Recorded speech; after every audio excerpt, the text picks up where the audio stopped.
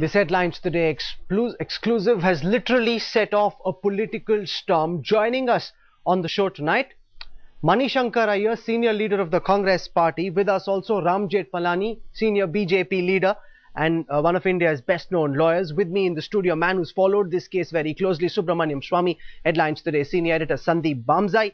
And we've got Joginder Singh, former director of the CBI, who lost his job as director of the CBI because of his investigation into the Bofors case, and now has a lot of revelations he will be making during the course of this broadcast. I want to come to you, Mr. Manishankar Iyer, as someone who was in the thick of things at that time, who saw the functioning of the Congress government. I want to read from a quote that Mr. Rajiv Gandhi, as then Prime Minister, made on the floor of the House. He said, "I talked to Mr. Olof Palme.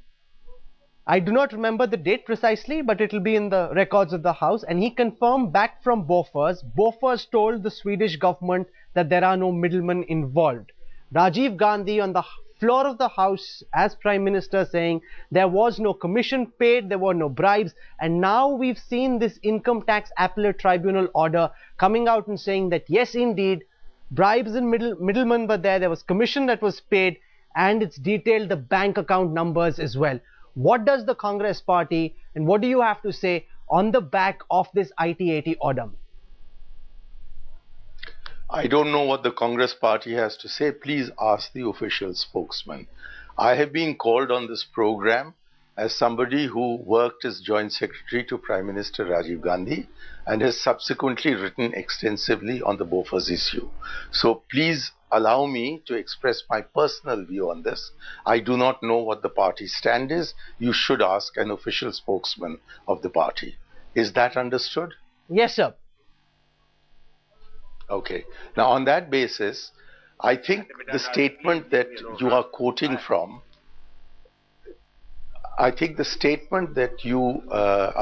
from, was made soon after there was an allegation on Swedish radio.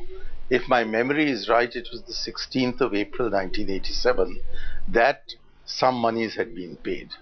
Now, it is a fact that Mr. Rajiv Gandhi had spoken to Prime Minister Olof Palme. It's also a fact that Prime Minister Olof Palme spoke to the Bofors people, in particular to President Martin Ardbo.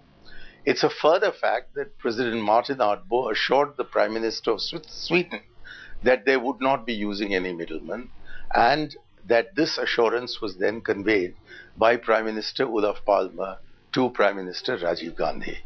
And it was on this basis that the statement was made.